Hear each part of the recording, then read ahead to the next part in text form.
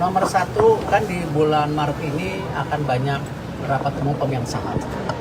Jadi tentu pergantian nanti komisaris direksi kita sejalankan dengan rapatan tahunan. Ya, kita juga harus menjaga konsistensi dari tentu perusahaan itu masing-masing. Ya, karena masing-masing perusahaan itu juga kan banyak mendapatkan penugasan. Ya, di Bulog kemarin kita sedang fokus serap gabah, ada pergantian. Nah, tentu dengan kasus yang sedang didalami kejaksaan, kemarin saya meeting sama Pak Kejaksaan, ya Pak JA sebelum ke Magelang jam 11 malam itu, bagaimana tentu kita apresiasi yang dilakukan kejaksaan, kita hormati. Seperti dulu kita sama-sama kejaksaan, kasus Asabri, Jiwasraya, Garuda, kita berpartisipasi. Yang penting, kalau sama dulu juga yang Garuda, jangan sampai nanti ada kasus yang sama, akhirnya Garudanya bangkrut, tidak bisa terbang. Nah, kalau teman-teman ingat dulu, kalau sampai restrukturisasi itu gagal, ya, jangan bicara tiket turun hari ini, jumlah pesawatnya tidak ada. Nah, waktu itu penyelamatan Garuda juga memastikan Garuda tetap terbang lebih baik. Ya, terbukti hari ini lebih baik. Nah, sama di Pertamina sendiri, tentu kita akan review total. Seperti apa nanti bisa perbaikan-perbaikan yang kita lakukan ke depannya. Ya, banyak yang bicara bagaimana peran SKK Migas, bagaimana peran Menteri SDM, bagaimana Menteri BUMN, bagaimana juga lain-lain. Nah, ini yang kita konsolidasikan, kita harus berikan solusi. Seperti yang Pak Presiden selalu bilang, antara menteri ini berkomunikasi. Dan insya Allah saya sama Pak Bahlil bisa kasih solusi. Ya, dan kita sama-sama petakan mana yang kita bisa lebih efisiensikan. Ya, ini ada holding, ada subholding. Seperti apa kita review. Ya, apakah ini mungkin ada 1-2 perusahaan yang harus dimergerkan supaya nanti antara kilang dan Patra Niaga tidak ada exchange penjualan, ya kita review, nggak apa-apa. Ini kan bagian dari improvisasi. Tetapi kalau kita lihat kondisi Pertamina keuangannya dulu dan sekarang itu jauh lebih baik, pelayanannya lebih baik.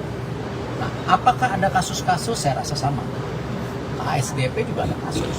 Ya, tapi jangan sampai persepsinya bahwa ketika ada oknum, ada individu, akhirnya seluruh korporasinya itu dibilang tidak baik. Kita harus jaga loh.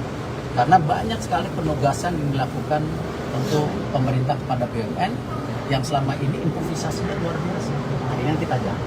Pak, ini kan dengan ada dengan Pak Bahlil Pak untuk yang katanya untuk memaksimalkan hasil minyak mentah di dalam negeri akan ada pelarangan ekspor. Nanti kan kemarin sama Pak Bahlil itu sama Bu Menkyu, mungkin teman-teman media pernah ingat kita sudah mulai rapat RUPTL yang listrik. Ya, waktu itu ingat kan? Nah, sekarang kan kita juga Kementerian BUMN mengusulkan juga rencana untuk minyak dan gas. Karena supaya seperti listrik juga. Jadi prediksi 10-15 tahun lagi untuk investasi listrik tentu terbarukan bisa kita mulai dari sekarang. Karena kalau dulu misalnya investasi dengan power plant batu bara itu mungkin 4 tahun jadi.